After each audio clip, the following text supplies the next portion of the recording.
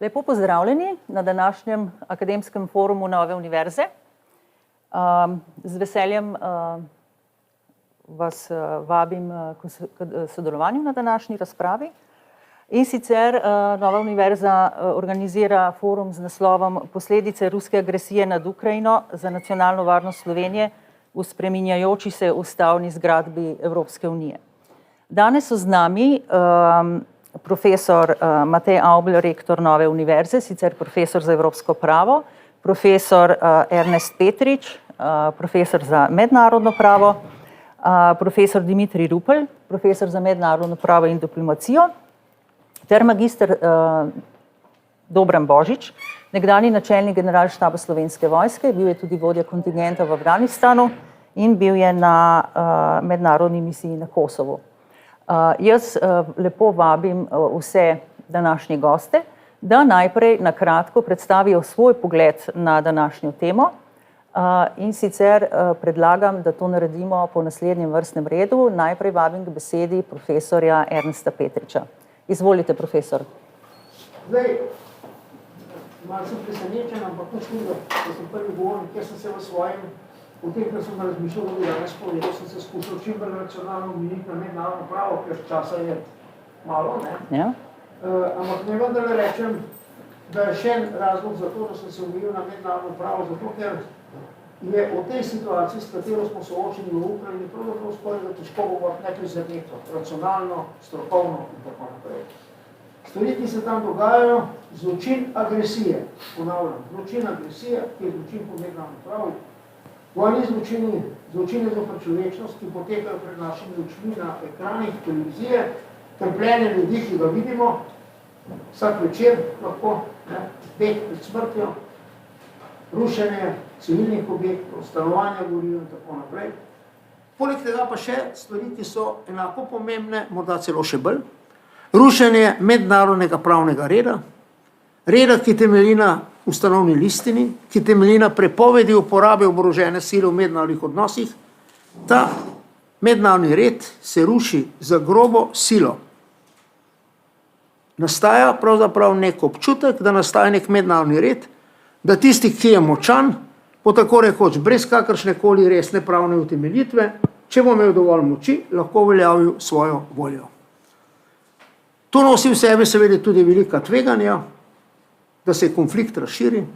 Navsezadnje rožljalo se je celo z nuklearnim orožjem, kar je, spremljam mednarodno življenje že 60 let in več, zelo redek slučaj, če sploh ne edini.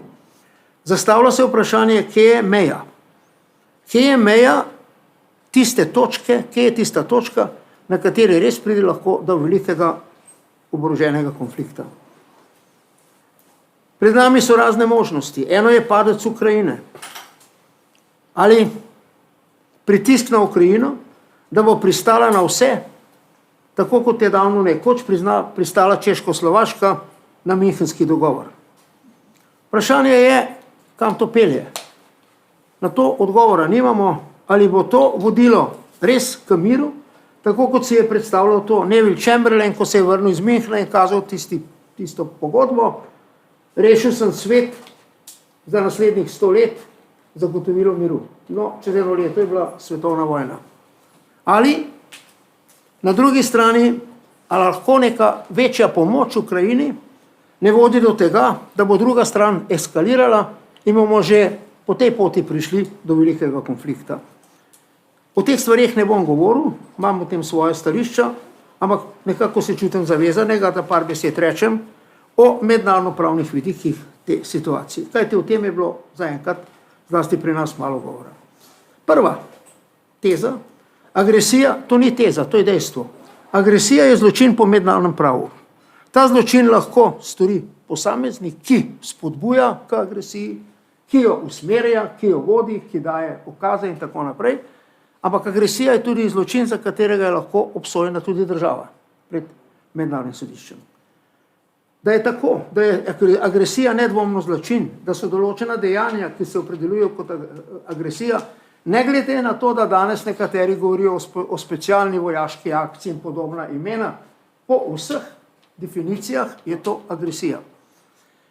Za agresijo so bili obsojeni vojni zločinci v Nürnbergu, so bili obsojeni vojni zločinci v Tokiu.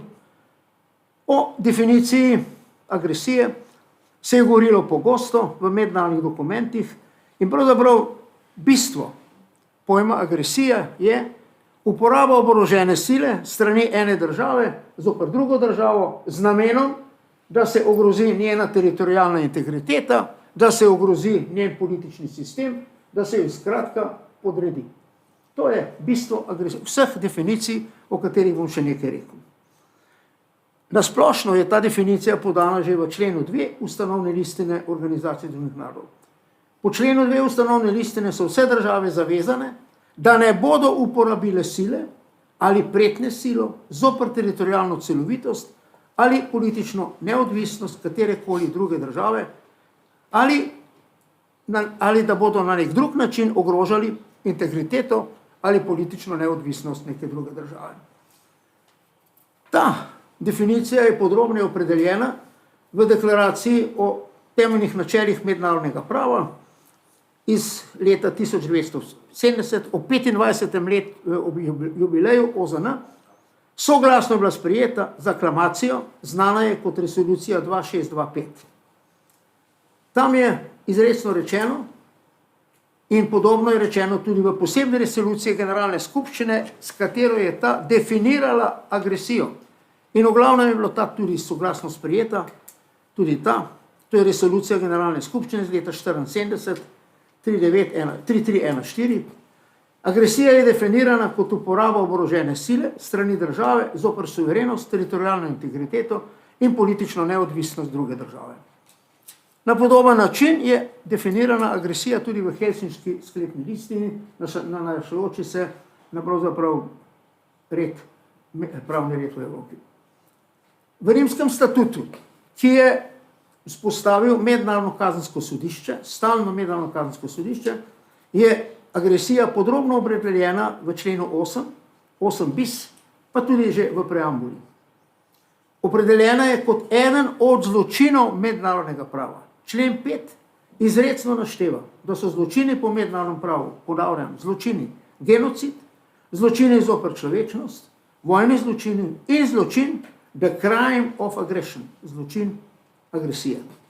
Tega lahko stori posameznik, ki to agresijo vodi, usmerja, spodbuja in načrtuje in tako naprej, lahko pa tudi država, ki to izvaja. Jasno je, da tak zločin praviloma lahko ne morejo povzročiti navadni državljani, to povzročijo lahko samo voditelji.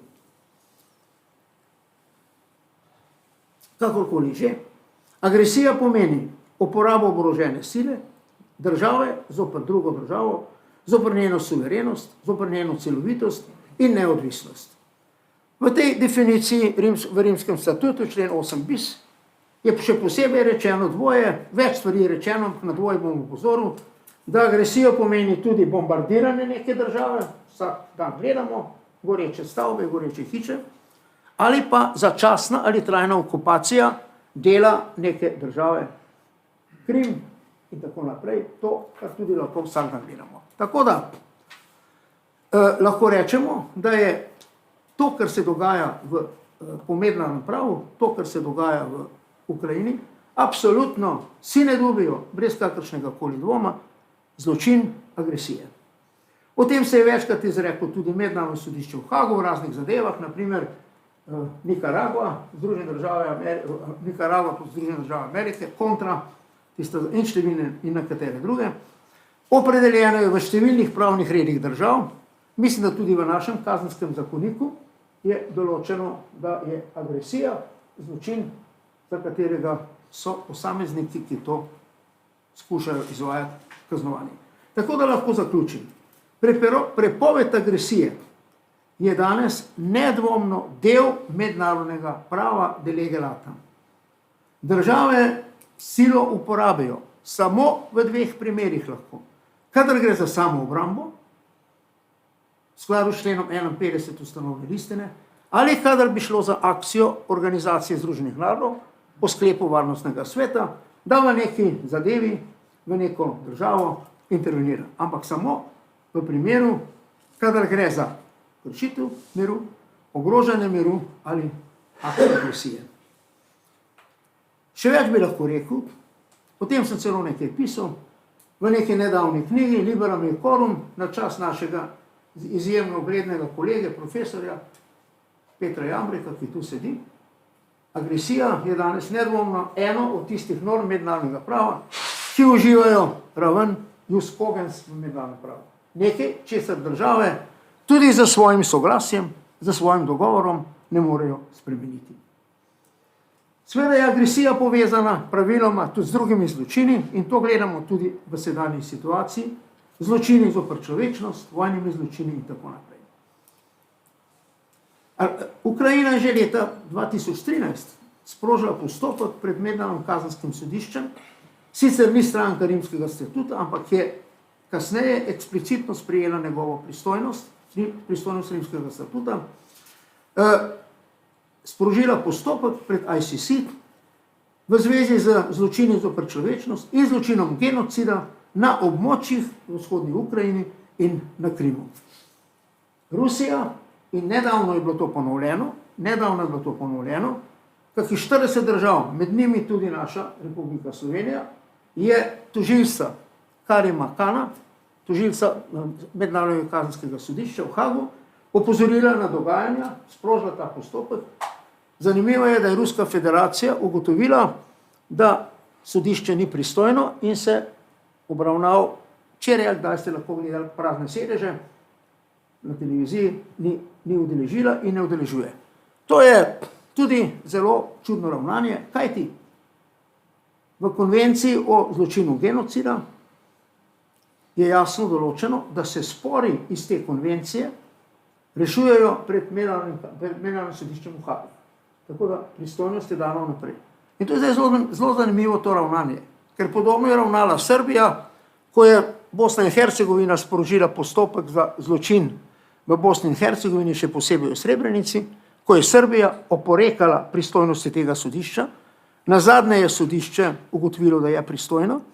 In zanimivo je, da še neka tretja država te vrste, Ljudska republika Kitajska, ko je šlo za spor glede suverenosti v Južnem Kitajskem morju, ki tudi avtomatično izhaja iz Konvencije Združenih narodov o pravu morja, UNCLOS, je ogovarjala, čeprav je tam izrecno napisano, da spore, ki izhajajo iz te konvencije, obravnava mednarodno sodišče v Hagu, ICJ, je zavrnila pristojnost in rekla, da ona bo te stvari za tistimi majhnimi državami, ki so na tistem območju urejala s pomočjo dogovorov.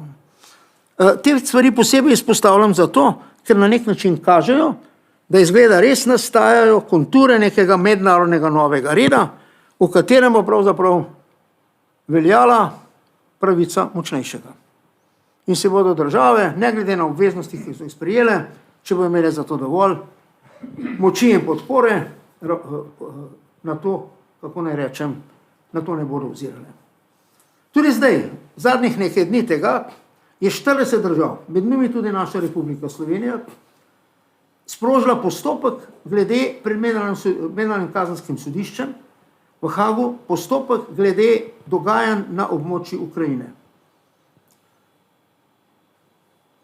Kot sem že prej rekel, Ukrajina je to pristojno sprejela, čeprav ni stranka Rimskega statuta.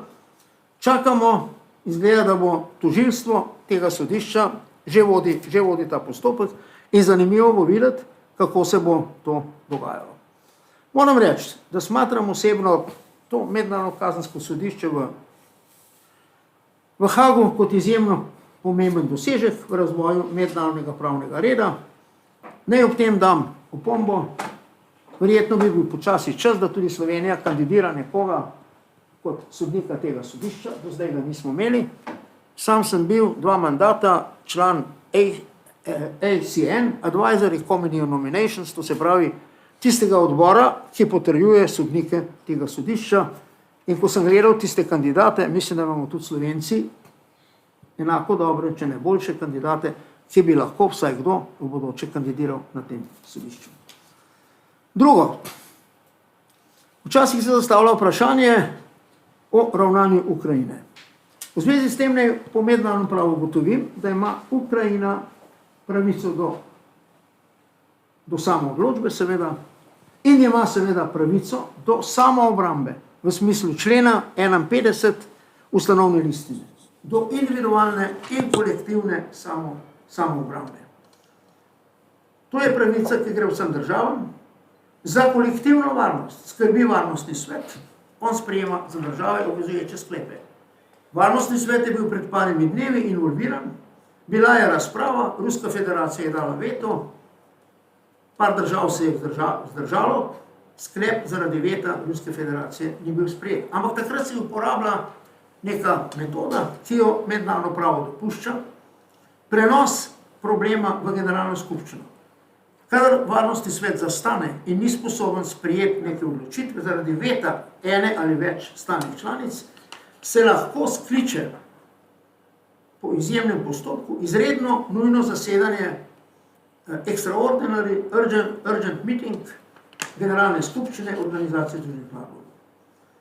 To se je zgodilo, mislim, da je bilo 3. marca, se je generalna skupščina sestala in po tem postopku, ki se imenuje Uniting for Peace, je sprejela odločitev, ki ni obvezujoča za državo, je pa... Sem mislil, da tole vse pokrije.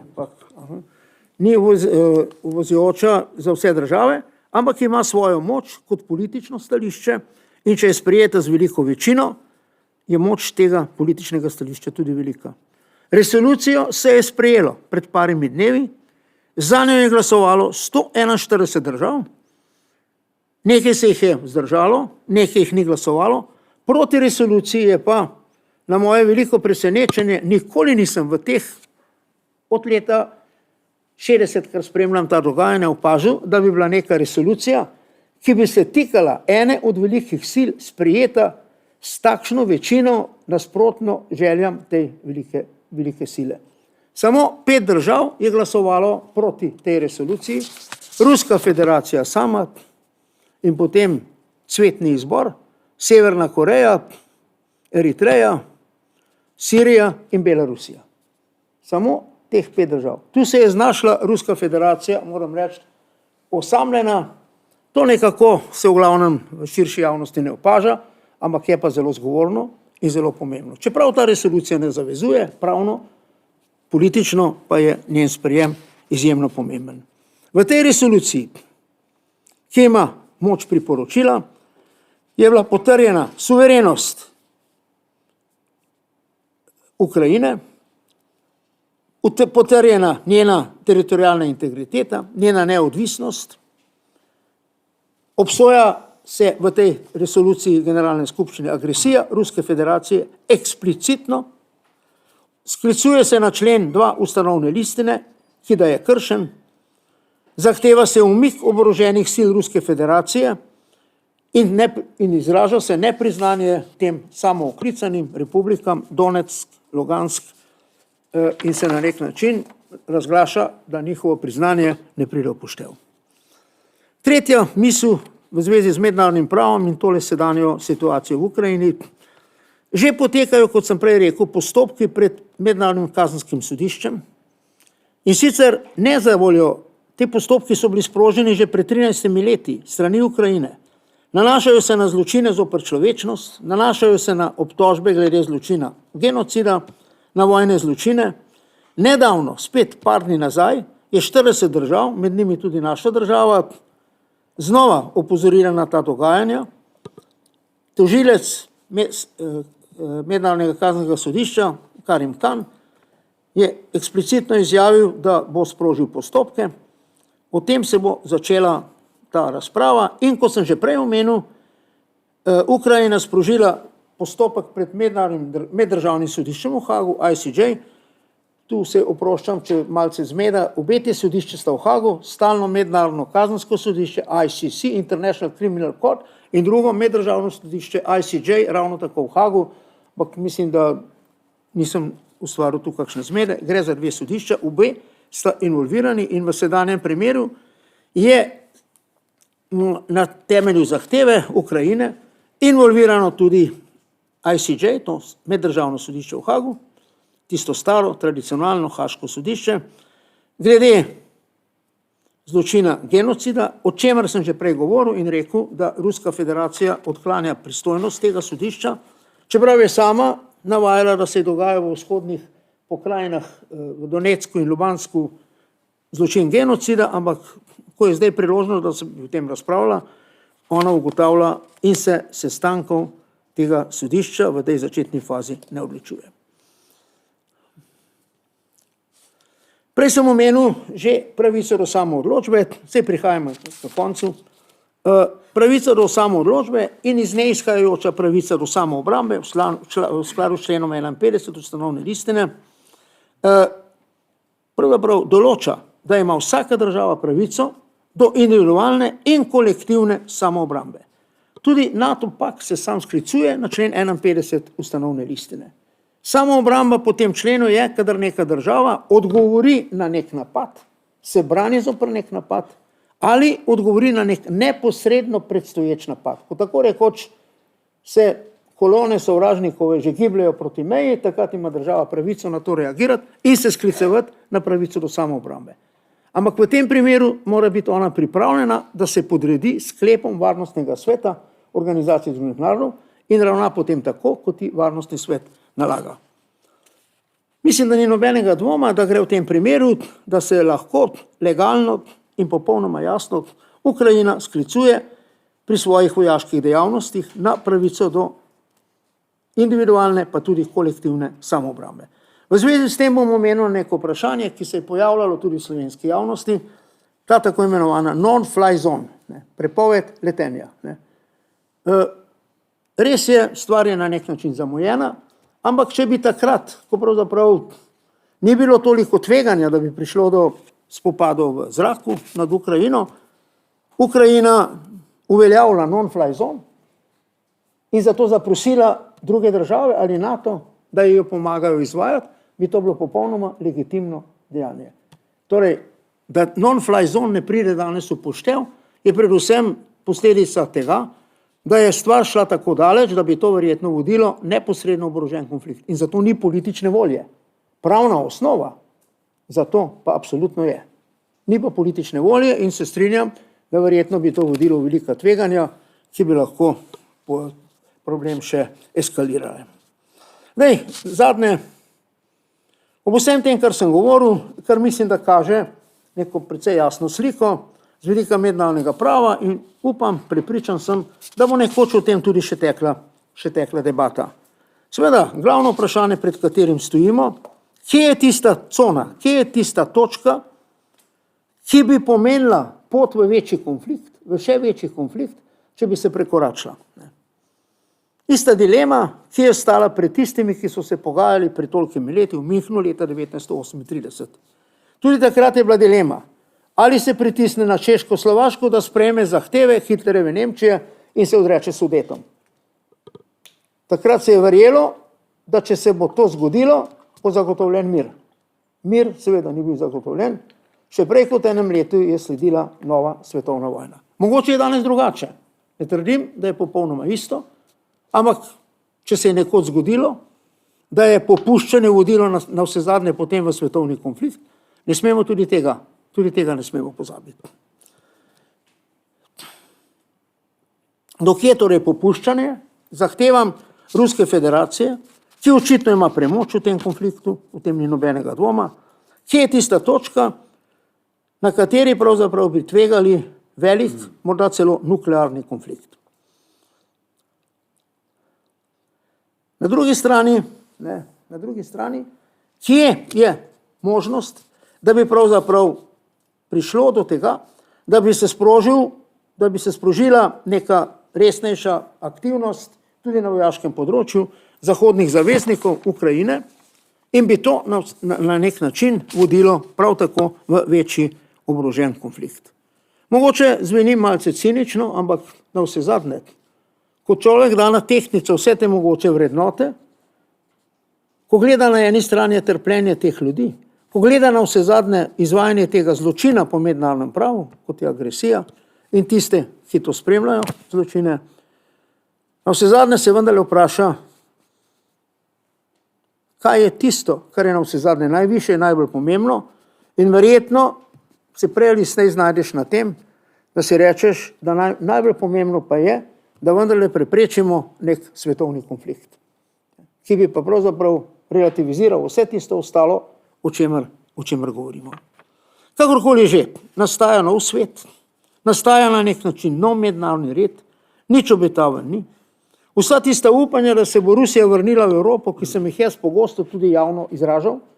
Rusija, skozi vso zgodovino evropska država, utemeljena tudi na krščanstvu, ortodoksiji, utemeljena na nek način in prisotna v evropskem življenju tja, dokler se po bolševiški revoluciji ni oddaljila oziroma izolirala od zahodnega sveta. Rusija, ki sem jaz osebno vedno videl, na poti, da se pravzaprav nekoč temu svetu demokracije, človekove svobode, ustvarjalnosti in tako naprej znova priključi, se od tega odmika in ta odmik bo trajal gotovo nekaj desetletij. Na to, da bi z nekim upanjem, da bomo stali skupaj z Rusijo pred bodočimi izzivi, je verjetno vsaj za nekaj desetletij izgubljeno. Tega upanja, to upanje je šlo na nek način v preteklost.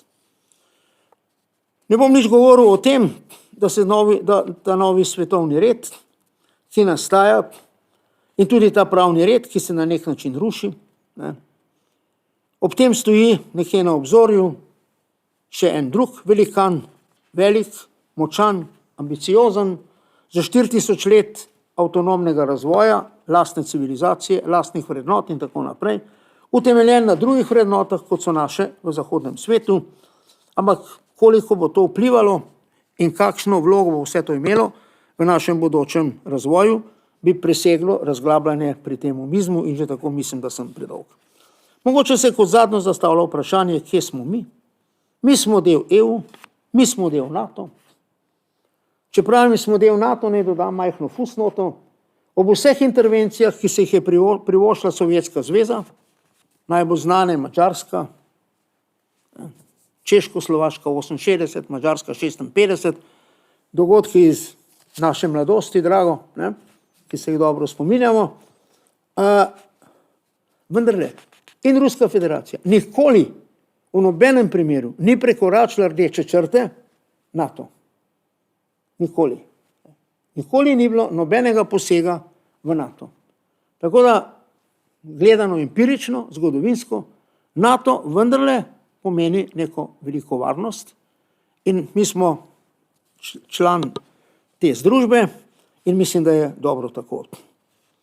Mislim, da vse to, kar se dogaja, postavlja celo vrsto vprašanj glede naše lagodnosti v preteklosti, glede večje odgovornosti tudi za lastno obrambo. Vrsta evropskih držav se že desetletje in več ukvarja s tem, ali bo sposobna dati 2% družbenega bruto proizvoda za obrambo ali ne. Mislim, da te sanje in te iluzorne predpostavke, da živimo varno in brez vsakih tveganj, se v kontekstu tega, kar se zdaj dogaja v Ukrajini, postavljajo pod vprašaj. In to na vse zadnje, in s tem bom pa res zaključil, mogoče je to en korak, ki je predolg, ampak si ga bom vendarle privoščil.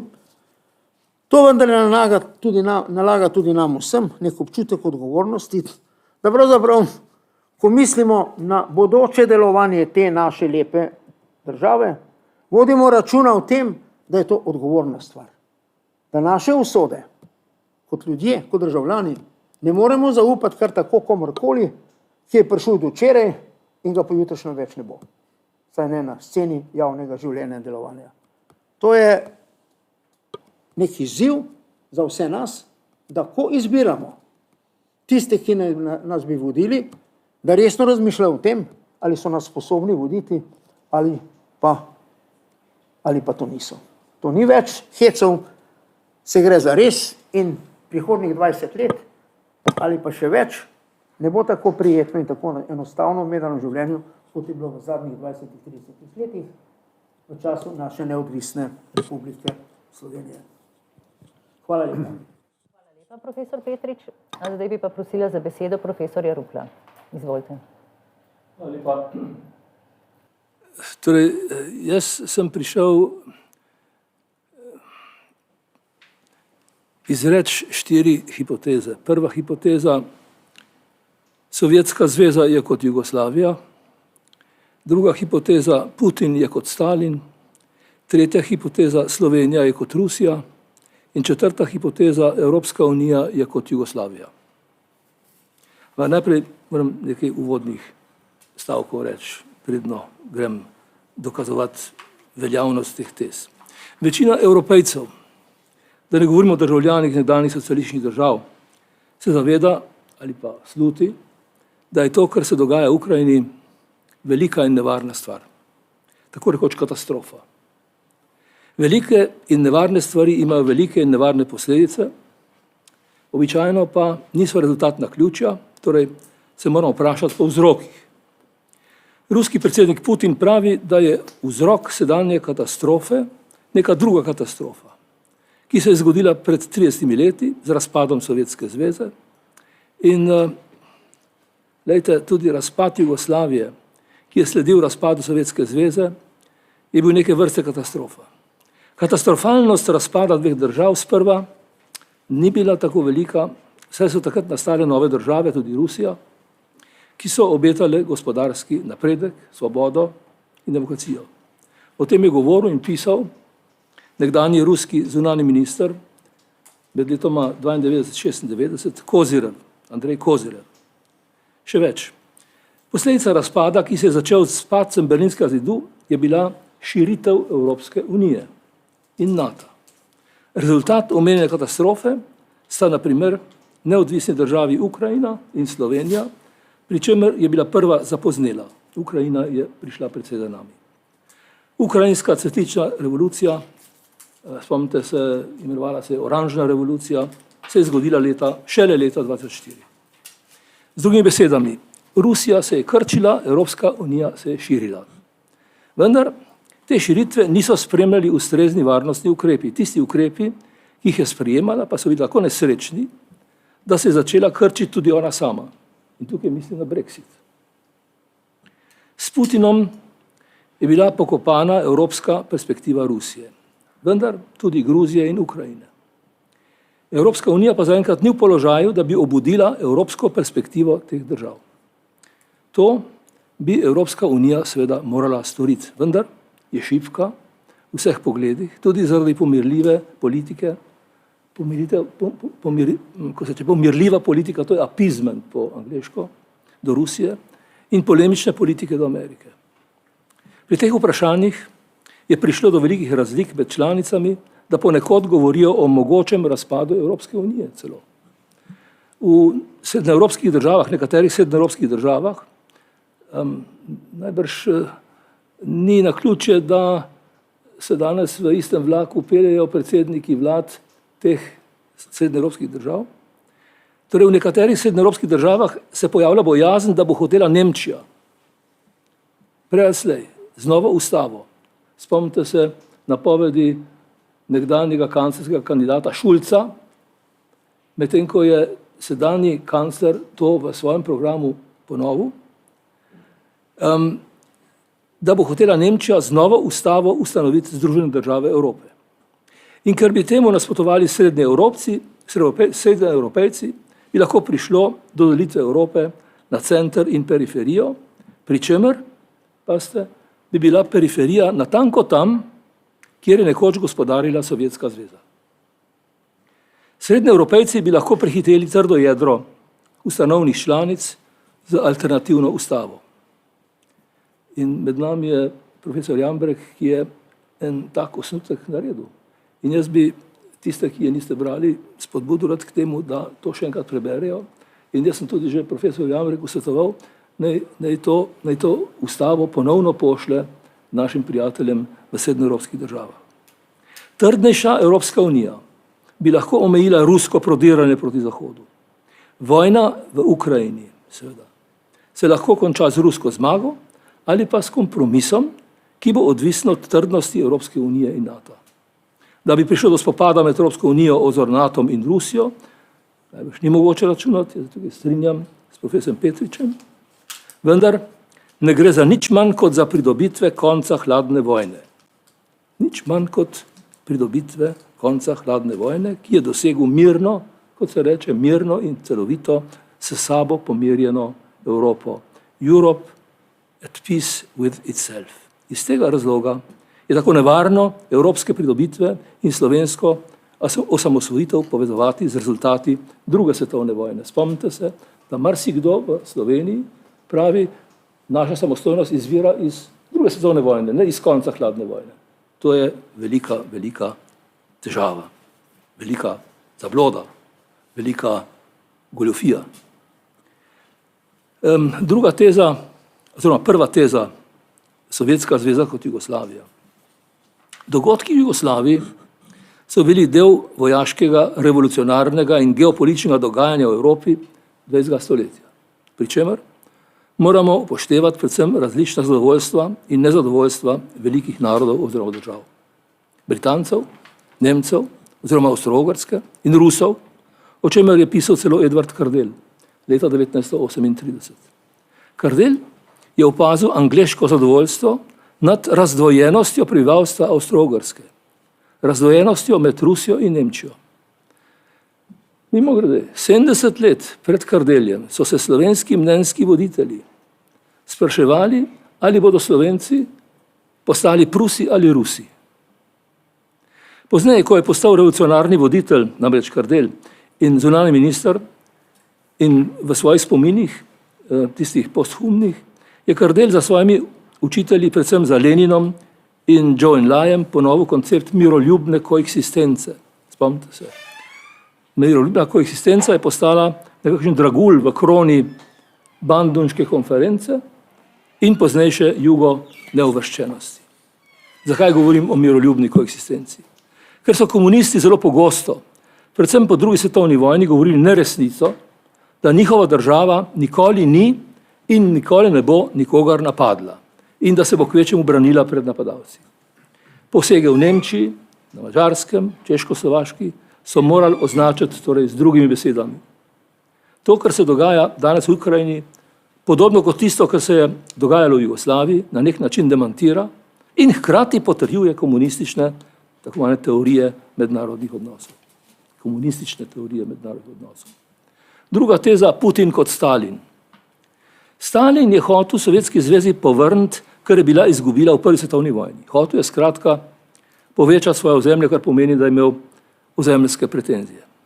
Odlična priložnost se mu je ponudila leta 1939 s paktom Molotov-Ribbentrop, ki je Stalinu in Hitlerju zagotovil miroljubno koeksistenco skoraj 2 leti. Morate brati McMickina, ki zelo podrobno opisuje, kaj vse sta si Hitler in Stalin storila, kakšne usluge sta si delala v teh 2 letih. V tem času so se vsem na očeh dogajale precejšnje grozovitosti. Koncentracijska taborišča, preganjanje, pobijanje Judov, krvoločno ravnanje s Poljaki. Poljaki ne bodo nikoli odpustili Rusom tega, kar se je dogajalo leta 1939, 40, 41. Manipulacije z Ukrajino, zunajsodni poboj in tako naprej. Stalin je, kot opisuje Sean McMickin, to je ta nova knjiga iz lanskega leta, želel, da bi medsebojni obračuni med imperialisti, naprimer Nemci, Francozi in Angleži, trajali čim dlje. Ribbentropa so na moskovskem letališču Kodinka pričakali z velikimi častmi. Ob pristajalni stezi so poleg rdečih zastav s srpom in kladivom vihrale zastave s svastikami. Gestapovci so se objemali z NKVD-jevci. In vse to se je imenovalo miroljubni sporazum o nenapadanju. To, da Putin danes imenuje Ukrajince fašiste in naciste, bi bilo smešno, če ne bi bilo skrajno nedostojno. Njegova retorika je napoved velike krize v mednarodnih odnosih. Uvod v zgodbo o Rusiji po koncu hladne vojne se je zgodil konec leta 1992 na konferenci zunanjih ministrov Organizacije za varnost in sodelovanje v Evropi v Štokholmu. Jaz sem bil tam navzoč in sem tudi to že nekajkrat omenjal. Tam je imel ruski zunanji minister Kozirov 2 govora. V prvem je napovedal umik Rusije iz Evrope in podporo Miloševiću. V drugem pa je pojasnil, da je bil prvi govor mišljen kot svarilo, če bi v Rusiji namesto Jelcina zavladal kdo drug. Kozirov ni izrekel Putinovega imena, vendar je šlo prav zanj. Že par mesecev pred Štokholmom je Kozirov napisal članek, objavil članek v ameriški reviji Foreign Affairs z naslovom Rusija priložnost za preživetje. Minister se sprašuje, kako je mogoče, da je sovjetski sistem, ki je postavil ideologijo nad zdravi razum, trajal več kot 70 let in svari, kakšen paradoks, pred nevarno vrnitvijo fašistične ideologije. Kozirov leta 92 svari pred nevarnostjo fašistične ideologije, ki jo pripisuje naslednikom Jelcina. Veste, kdo je to? Kozirov leta 92 seveda izraža pričakovanje, da so ruski državljani dozoreli in da država ne bo zdrsnila v absolutizem. Na to pravi, citiram, dejstvo je, da današnja Rusija ni postavljena v sovražno okolje, kot je bila na zgodnejših dramatičnih stopnjah, ampak se srečuje s prijateljskim in pozitivnim okoljem, kar advokatom trde roke objektivno jemlje možnost sklicevanja na zunanjo grožnjo, ki bi deželo prisililo še enkrat uporabiti stare strukture oblasti. Tretja teza, Slovenija kot Rusija. Jelcinova osamosvojitev, nalašč uporabljam ta izraz, leta 91, oziroma obračun s komunisti tega leta, sta bila na nek način prva cvetlična revolucija. Čeprav tako rekoč nihče o tem ne govori. Tej prvi cvetlični revoluciji Jelcinovi sta sledili gruzijska leta 2003 in ukrajinska leta 2004. Iz pogovora, v katerem sta mi ukrajinski predsednik Juščenko in gruzijski predsednik Sakašvili v začetku leta 2005 napovedala, da se bodo revolucije nadaljevale v Belorusiji, nato pa še v Moskvi, je mogoče izpeljati važen sklep. 14 let po osamosvojitvi, ki je bila delo revolucionarjev, kot so Jelcin in Kozirov, naj bi prihajalo do restauracije starega režima. Prva ruska revolucija naj bi bila propadla in s Putinom naj bi se bil vrnil stari režim, s katerim bi bilo treba po 14 letih ponovno obračunati. 30 let po ruski cvetlični revoluciji je upanje nekdanjega zunanjega ministra pokopano. Nekaj dni nazaj, 9. marca, je Michael Weiss v New Lines, zanimiv portal, objavil pogovor s Kozirovom, ki zdaj živi v ZDA. To je pa zdaj Kozirov leta 2022.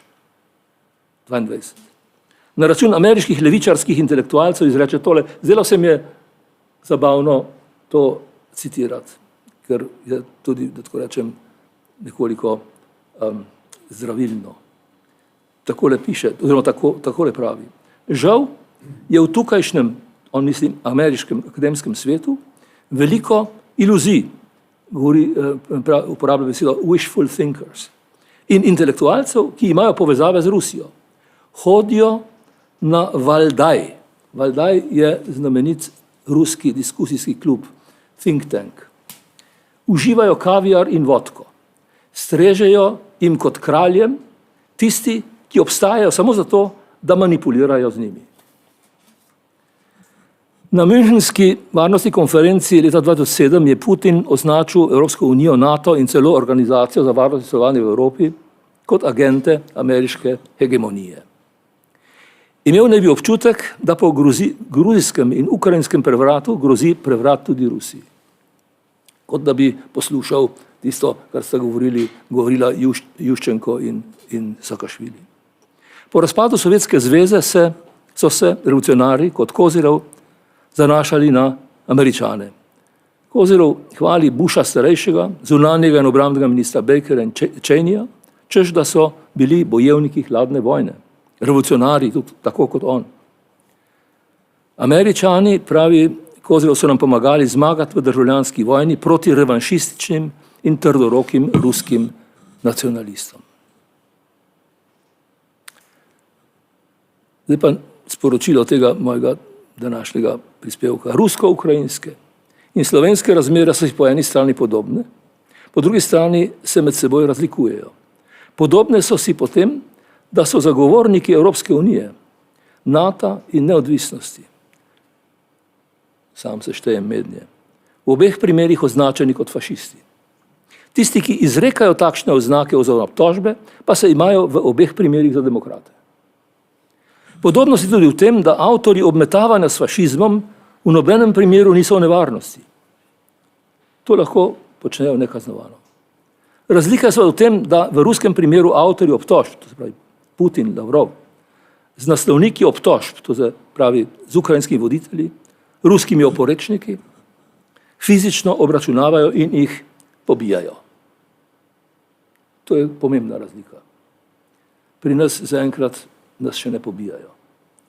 Slovenska leva opozicija, ki obmetava Janševo vlado s fašisti, žal v svojem obmetavanju še ni prepoznala Putinove oziroma putinovske politike, to se pravi poskusa smrtonosnega vračanja starega režima avtoritarne oblasti, socializma, državne lastnine in tako naprej.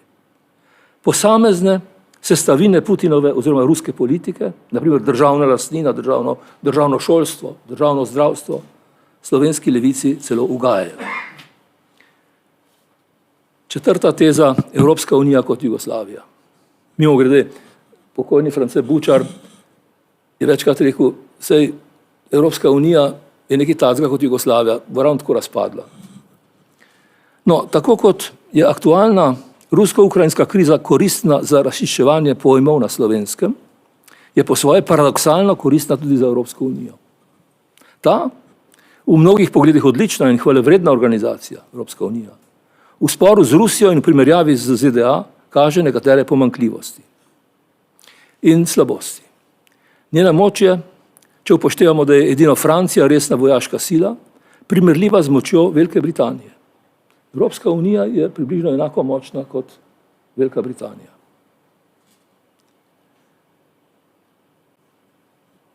Medtem ko kljub znatni gospodarski in kulturni moči ne dosega moči Rusije oziroma ZDA.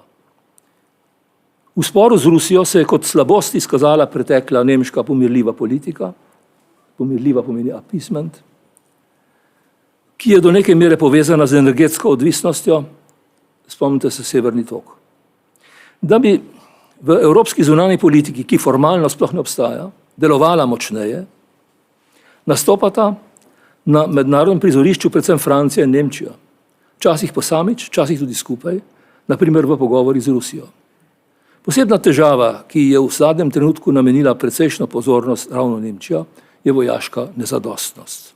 Nemci so se zdaj domislili, da bi vendarle bilo treba investirati 2% v obrambo. Toda Evropska unija kljub vsemu ni država. Na zunanjepolitičnem in obrambnem področju je nekakšno bolj ali manj neformalno zavezništvo s prvorazrednimi in drugorazrednimi člani. Da bi bil položaj še resnejši in tako rekoč usoden, obstajajo v Evropski uniji resna razhajanja pri odnosu do Rusije, pri razumevanju ustroja in sistemskih okvar držav, ki so bile pred letom 1990 socialistične in pod poveljstvom Sovjetske zveze in ki so bile leta 2004 priključene Evropski uniji. Pri pojmovanju nacionalne suverenosti, vladavine prava, svobode medijev in tako naprej. Ob tem se nekateri evropski intelektualci, očarani od vodke in kaviarja, kot bi rekel Kozirov, lebežno ukvarjajo z izključitvijo Združenega kraljestva, za katere je Evropa še šibkejša, še bolj primerna za vsakršno izsiljevanje z vzhoda. Še več, skoraj vsi so pozabili, da je leta 2005 propadla pogodba o ustavi za Evropo, ki jo je predlagala Bruseljska konvencija. In končno vprašanje, ali ni Evropa sama odgnala Združenega kraljestva iz svojega članstva. Znan je komentar bivšega predsednika Evropske komisije, čigar imena ne bom zdaj uporabil, da je bil tako rekoč skrajni čas za ločitev. Evropska komisija je bolj ali manj nemočno in neprizadeto opazovala rusko zasedbo Krima. Aktualna rusko-ukrajinska zgodba pa je še precej bolj dramatična. Ne bo zato, ker se Evropska unija, ki sicer govori o svoji širitvi z Ukrajino, Zahodnim Balkanom in tako naprej, govori, težko uveljavlja kot igralec na svetovnem diplomatskem in vojaškem prizorišču. Namesto Evropske unije se širi Rusija. Robert Kagan, znameniti duhoviti filozof ameriški, je razliko med Američani in Evropejci ponazoril z ugotovitvijo, da prvi prihajajo z Marsa, drugi pa z Venere.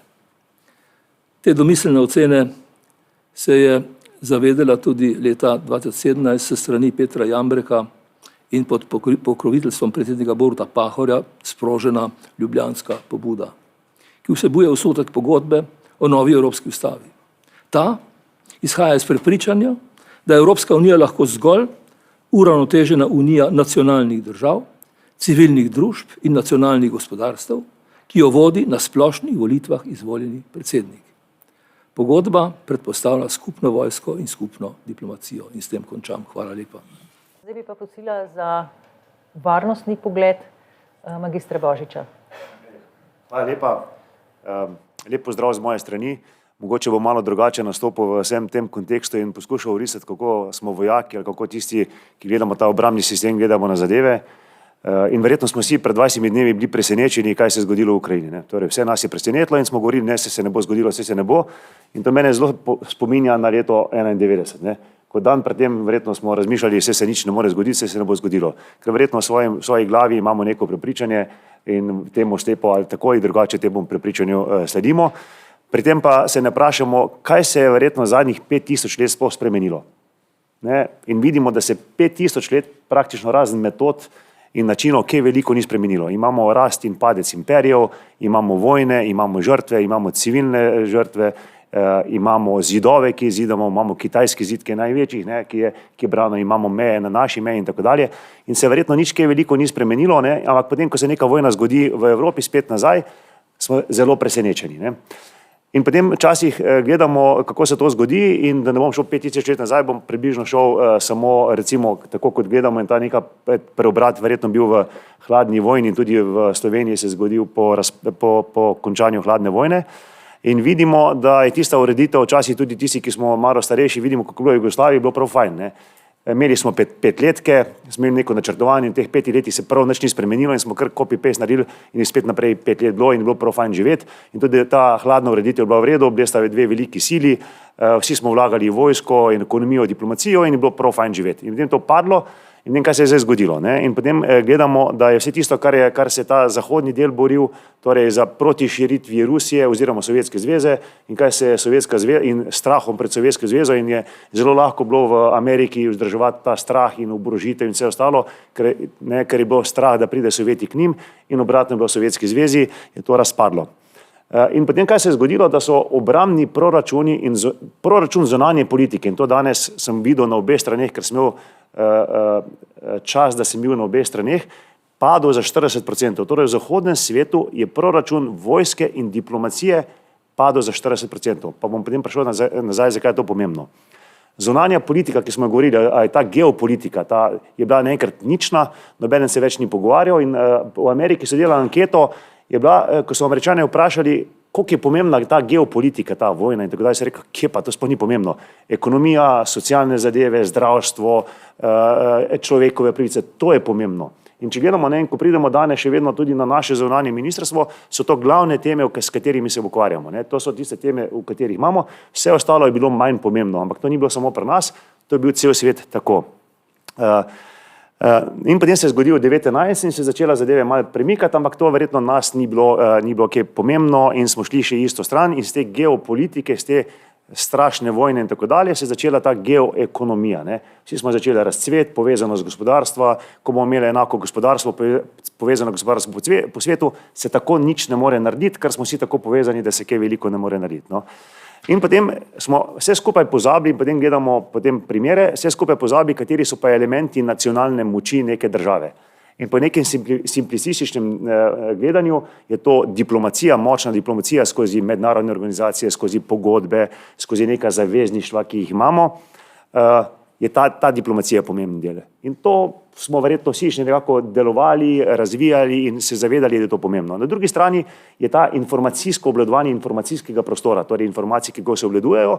In recimo samo, če povem, kako je bilo to na naši strani, slovenski ali EU strani, del EU-ja, recimo je bilo vedno, ko so spraševali, delali zdaj pred kratkim ankete v Srbiji, kateri so največji donatorji sredstev v zadnjih 10 letih v Srbiji. Srbiji jasno pove, da je to Kitajska in Rusija. No, zdaj pa podatki. Torej, Kitajska da v 10 letih, mislim, da 6 milijonov je dala, Rusija je dala točno 0 milijonov Evropska unija je dala 1,8 milijarde, ZDA 160, 170 milijonov in tako dalje. Ampak mi smo tam šele drugi, tretji. Torej ta informacijska vojna z nekatere druge strani je bila odlična in je bila že leta in peljana v ta sistem, da so naše razmišljanje, to, kar je govoril tudi profesor Rupel, te miti, teze, torej Rusi so tisti, ki pomagajo, Rusi so tisti, ki so dobri in tako dalje, je bila razvita. In mi se nismo znali temu pred. In je bilo ravno v Evropski uniji, kaj naj zdaj naredimo, postavili smo jim, Evropska unija je financirala nov most, a v časopisu, Rusija, hvala Rusiji, postavili se nam nov most. Kako se temu bojiti? In mi smo samo rekli, kaj ne naredimo, kaj ne zdaj. Torej smo bili neki mogoče reveži, ki nismo znali napasti nazaj oziroma obvladovati ta informacijski prostor. Torej, na drugi strani vidimo Rusijo, kako je ta diplomacijo, jaz mislim, do potankosti izurla in opremila in šla naravnost, kako mi tega nismo znali, če gledamo na strani Evropske unije, tega nismo imeli skupne zunanje politike in nismo znali nastopati, kako je ta informacijski prostor, tudi ga nismo znali ohraniti, obvladovati in tako dalje, kako ekonomskega dela, ekonomski del smo bili dobri v Evropski uniji ali v Sloveniji, ampak nekako smo bili, zdaj vidimo, kako odvisni smo od drugega dela, tudi od Rusije, kako smo le odvisni, kako Rusija ne samo, da je ta ekonomski del razvila, kako je cela ta Evropa oziroma mi sami smo odvisni od tega dela, ki je. In zadnji del, ki je bil zelo pomemben, je vojska, ki daje torej 4 stebri neke nacionalne moči, je diplomacija, informacijski prostor, da ga obvladujemo, ekonomija, močna ekonomija in vojska. Zdaj, če pogledamo, kaj vse smo razvili, mi, Evropska unija, mislim, Rusija, Amerika, recimo Kitajska in Indija, vidimo, kje so te razlike v vseh nas. Torej, in če gledamo, in ko smo gledali spet Rusijo v tem primeru, ki je agresor na Ukrajino, vidimo, da so vse te elemente nacionalne moči dobro razvijali in tudi tega nismo videli, zakaj to razvijajo in kaj je mogoče v zadju. Pri nas je bilo tudi jasno, da vojska pa res ni več potrebna, da jo lahko opustimo, da pogledamo Nemčijo, torej, ko smo se v Nemčiji pogovarjali, če bomo prišli na 2%, so rekli, kaj ste vi zmešani, kam ne s tem denarjem, saj ne moramo, saj niti ne potrebujemo kaj veliko več, kako se to hitro spremeni. Isto je bilo pri nas. In verjamete mi, kot vojak vam povem, da najmanj, kar je, si vojak želi vojne. Vojaki si ne želimo vojne, to je narobe prepričanje. Politiki grejo v vojno, vojaki moramo kot del izvršne oblasti izpolnjujemo ukaze, ne moramo reči ne, ampak vojaki si tega ne želijo. No in potem vidite te razlike v teh nacionalnih elementih moči med Evropsko unijo, ki tega ni znala vzpostaviti, ali pa tudi mogoče Slovenijo kot del tega in potem druge države, ki so to oblikovale, predvsem pa Rusijo, kako je predsednik Putin v teh zadnjem, recimo 15 letih, to izpopolnil do popolnosti in celo opozoril nas je. Pa dečki, mene zanima samo Sovjetska zveza, meje Sovjetske zveze in je jasno dal vedeti, večkrat povedal, kaj si on želi, ampak mi verjetno v glavah tega niti nismo želeli ali pa niti hoteli doumeti. Bom počasi končeval, recimo, in ko gledam to vojno, ki se danes, torej agresijo, in to je spet ta narativ, ki spet, jaz mislim, da čez par dni bomo rekli, da so Ukrajinci krivi za to vojno, ki se dogaja v Ukrajini in zaradi Ukrajine imamo dražji bencin in zaradi Ukrajine je manj moke, torej ni res, torej zgodila se agresija Rusije in zaradi tega bo to pomanjkanje. Je Clausewitz govoril ko greš v vojno, moraš izpolniti 3 stvari. Politika mora vedeti, zakaj gre in moraš imeti dober leadership, moraš imeti ljudstvo, ki te v popolnosti podpira in za tem stoji, morala, in na drugi strani moraš imeti močno vojsko. On je rekel, močna vojska ne more biti samo v tankih in raketah, oziroma v fizični moči, je tudi moralni, ta del, ki se pa ne da meriti, moralni, ki mora biti na tvoji strani. In potem se odloči, da greš v vojno. Jaz mislim, da predsednik Putin oziroma Rusija je ocenila, da ima vse 3 elemente tega trikotnika na sebi, verjetno očitno po teh prvih dneh so se mogoče kje ušteli, pa jim kje ne gre tako, kot je. Na drugi strani pa moramo tudi ta Zahod, če vidimo, da se neke demokracije, nekaj brani zahodne vrednote branijo v Ukrajini, torej par 100 kilometrov od nas, tudi biti na drugi strani izpolnjene za obrambo oziroma da se zoprstavimo temu. Torej, in zdaj vidimo, če gledamo Z2, kar mora biti v Ukrajini, je volja ljudstva ogromna, je predsednik Zelenski, ki ima jasno gledišče in tisti, ki vodi, in tudi vojska ima veliko moralo ima opremo, ki jo dobijo od nas in mislim, da so še vse nekaj časa sposobni zadržati pritisk in jaz upam, da bodo tam tudi zmagali vojno. Torej, vojna še ni odločena in zdaj radi vidimo, da je že vojna odločena, po 20 dneh nič ni odločeno, vojna še v polnem zamahu in divja. Na drugi strani pa moramo pogledati Evropsko unijo, po mojem, no, in tudi Slovenijo kot del tega. Torej, te trikotnik mora tudi pri nas biti izpolnjen. Ne, in ker smo včasih preveč razvajeni, bomo verjetno čez en mesec začeli govoriti ljudje, pa kaj za ta vojna, pa kaj mogoče predsednik Zelenski ne odstopi, pa kaj ne to dajmo se zmeniti. In najhujše je, da bo ta enotnost, ta homogenost Evropske unije in ta predanost, ki jo vidimo danes, začela zaradi vseh nas popuščati. Ne, in to je tisto, kar vidim največjo grožnjo nas, Zahoda oziroma borbe, to, kar bi rekel, kar je Ukrajina in Slovenija podobna. Ne? In jaz, ko sem šel na volitve leta 90 na referendum, sem jasno obkrožil, da gremo iz Jugoslavije, zato ker sem hotel iti v demokracijo, v pluralnost, da lahko stranke, posamezniki izpostavijo svoje mnenje in da se, če se ne strinjam s tem mnenjem, z argumentirano grem proti temu mnenju. In da gremo v evropske povezave in NATO. Torej, ta moja generacija je predvsem gledala to. In to vidim podobno v Ukrajini. Torej, ljudstvo se tam odločilo, želimo iti na Zahod, želimo iti v Evropsko unijo in to je tisto, za kar se borimo. In jaz upam, no, da bomo mi zdržali, da se ne bomo začeli razdvajati, ne glede, in da bomo spoštovali drugega, da bomo spoštovali stranke, da spoštujemo, kaj povejo in da bomo z argumenti šli proti strankam in da se ne bomo delili in da bomo ostali homogeni. In mislim, da je to edina pot, da se vojna in demokracija v Ukrajini in potem tudi v Evropi dobi. Jaz mislim, da sem skoraj presegel svoj čas. Hvala lepa. Evo. Hvala lepa za besedo, za organizacijo današnjega dogodka. Z zanimanjem sem poslušal te razprave. Čas, ki smo ga že porabili, kaže na to, da je nemogoče vse povedati znotraj enega samega dogodka, zato se tudi veselim že tega, da, kot je pisalo v vabilu na današnji dogodek, da bomo na Novi univerzi organizirali en cel niz razprav na to temo. Absolutno uvodoma želim pritegniti k temu, kar je rekel profesor Petrič, da v danem primeru, ko gre z vidika mednarodnega prava, praktično je sine dubio, tukaj gre za agresijo, zločin po mednarodnem pravu, po nacionalnih zakonodajah, gre tudi za ravnanje, ki je popolnoma neopravičljivo v moralnem, etičnem smislu in ki je na nek način bilo tako tudi prepoznano pravzaprav po celem svetu in ki tudi z nas ljudi ponovno izvabilo nekaj tistega človeškega, solidarnosti do ljudi, Ukrajincev, ki pretakajo svojo kri, upamo za boljši svet. Tudi Nova univerza se je tu pridružila zbiranju humanitarne pomoči za Ukrajino. Zbrali smo kar nekaj teh stvari in upam, da bodo prišle v prave roke. Sam bi, zdaj sem že porabil polovico svojega časa, pa nisem še nič povedal, sam bi se rad dotaknil neke širše slike. Ne. Dobran je zastavljal vprašanje, kaj se je pravzaprav spremenilo v zadnjih 5000 letih. 5000 letih profesor Petrič in profesor Rupel sta na nek način namigovala, profesor Petrič zelo decidirano, da se nam je pravzaprav podrl tisti mednarodni red, ki smo ga ustvarjali in da se zdaj dogaja nek nov mednarodni red, ki utegne za desetletja spremeniti obličje zemlje, na kateri hodimo. Kaj pa vem? Resnično rečeno, kaj pa vem? Kaj se nam dogaja v tem trenutku, je pravzaprav še nemogoče reči. Možno je pravzaprav dvoje. Možno je, da se bo ta ruska eskapada pokazala kot aberacija, ki bo samo potrdila še enkrat več tisti mednarodni red, ki smo ga se trudili zgraditi po drugi svetovni vojni.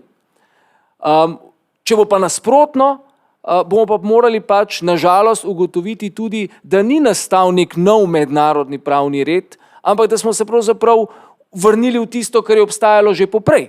Torej v golo nasilje, v obdobje imperijev, v obdobju tistega, kjer zmaga tisti, ki je pač močnejši.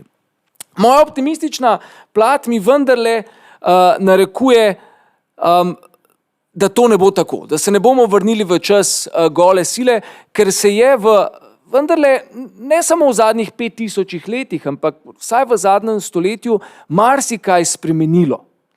Ni se spremenila seveda narava, karakter samodržcev. Samodržci so samodržci, vse povsod so med nami tovrstni ljudje s tovrstnimi nagnjeni, in če so družbe dovolj šibke ali pa dovolj podkupljive, seveda takšni ljudje privrejo na plan in so sposobni početi tisto, kar pač počno. Ampak v globalu se pa človeška narava je spremenila. In v globalu je tudi prišlo do tega dejstva, da se je obseg nasilja skozi stoletja znatno zmanjševal. In da je ena grozovita izkušnja za drugo pravzaprav iz nas zvlekla, kot je rekel Steven Pinker, the better angels of our nature. In da smo v zadnjih 100 letih dokazali tisto, kar je dejansko na nek način družboslovni zakon, to je, da tiste države, ki so liberalne demokracije, se ne vojskujejo med seboj. Liberal democracy do not enter into war with each other. In to je dejstvo. Mi danes nimamo problema z Rusijo liberalno demokracijo. Ko bi bila Rusija liberalna demokracija, ne bi šla v ta spopad. Tudi nimamo problem z neko večjo državo, ki jo je omenil profesor Petrič, Kitajsko, ker bi bila liberalna demokracija. Problem Kitajske je v tem, da ni liberalna demokracija in da kot taka pač potencialno ogroža konstelacijo tega sveta. Ampak tudi zato smo po drugo svetovno vojnem ureditvi ob dejstvu zavedajoč se, da so v svetu kulturne razlike, da so v svetu civilizacijske razlike, kreirali mednarodni red, ki je temeljil na tem, da tudi tiste, ki niso liberalni demokrati, upenjamo v politiko mednarodnega sodelovanja. Recept za to je bila seveda trgovina. Trgovina, ko je pravzaprav najbolj demokratični mehanizem izmenjave blaga za neko ceno, ki potegne k sodelovanju vsakogar, ki ima v tej transakciji interes. In to je delovalo. In jaz mislim, da je to delovalo do te točke, ko se je nekdo iracionalno odločil, da ne glede na to, kako je bil vpet v mednarodni globalni prostor, tudi v evropski politični institucionalni ustroj, da je za ceno tega, kar zdaj počne, pripravljen žrtvovati tudi to. Ampak ugotoviti treba še naslednje, da se je spremenilo še nekaj. Veliko govorimo o šibkosti Zahoda. In res je v klasičnem mednarodnem smislu, z vidika klasične moči, z vidika klasične diplomacije, z vidika klasične vojaške moči, seveda Zahod ni tisto, kar je bil v času imperijev. Zato, ker se je tudi Zahod transformiral. In kako močan je ta Zahod skozi svojo transformacijo v zasebni sektor, globalni zasebni sektor, kažejo sankcije, ki so se zgodile Rusiji. Nismo danes veliko ali pa skoraj da nič rekli o teh sankcijah, ampak te sankcije, kakršne so za Rusijo uničevalne. Morda bodo zelo premočne, morda so celo sankcije versajskega tipa, ki utegnejo to državo pognati še v večjo kontradikcijo nasprotja, v katerem je. Ampak te sankcije so bile sposobne, njihova izpeljava je bila zmožna, ker se je svet spremenil. Ker obstaja SWIFT, ker obstajajo mednarodni bančni tokovi, ker obstajajo McDonald'si, Starbucksi, ker obstaja internet, kjer zasebni ali pa hibridni akteri, ko ugasnejo določeno storitev, pravijo državo, potisnejo v kameno dobo. In na to jaz mislim, da klasični samodržci niso računali. In vsak dan dlje, ko ga bo Ukrajina zdržala, vsak dan dlje, zdaj Ukrajina, njena moč ni samo na bojišču, v konkretni vojaški moči, ampak vsak dan dlje, ko ga Ukrajina zgubi, pravzaprav se Rusija vsak dan bolj pomika dobesedno v kameno ekonomsko dobo. Tako da, moja teza tukaj je, da ta kriza, ključni izziv zdaj je, kako čim prej doseči premirje in kako čim prej preprečiti prelivanje krvi nedolžnih Ukrajincev. In ko to dosežemo, pa potem lahko ta kriza dejansko pomeni veliko priložnost za Zahod, ki je kar naenkrat se ponovno odkril samega sebe. Obama, ne smemo pozabiti, je bil tisti politik, ki je izgubil vsakršno zanimanje za stari kontinent in se je izrecno obrnil proti Kitajski in Pacifiku. Evropa jih Američanov ni več zanimalo. NATO je bil še par let nazaj, uporabim besede Emmanuela Macrona, možgansko mrtev. Danes vidimo, da NATO na skrajno vzhodnih robovih brani ta zahod in še kako zagotavlja svojo eksistenco. In Evropska unija je tu ključna. Evropska unija je to ključna. Ona je namreč paradigmatičen primer tega, kar smo želeli v globalnem ustroju doseči. Spravi še tako različne države skupaj skozi ekonomijo in skozi politiko inkrementalnega razvoja te države povezovati.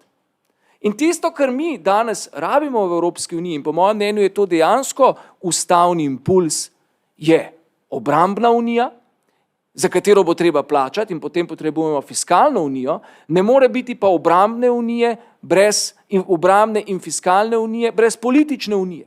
Politična unija pa terja državljansko zavest nas, Evropejk in Evropejcev. In ne zdaj več deljenih na jedrno Evropo ali pa srednjo Evropo in tako naprej, ampak nas, Evropejci in Evropejcev in Evropejki, bomo pripoznali ta svoj lastni politični projekt.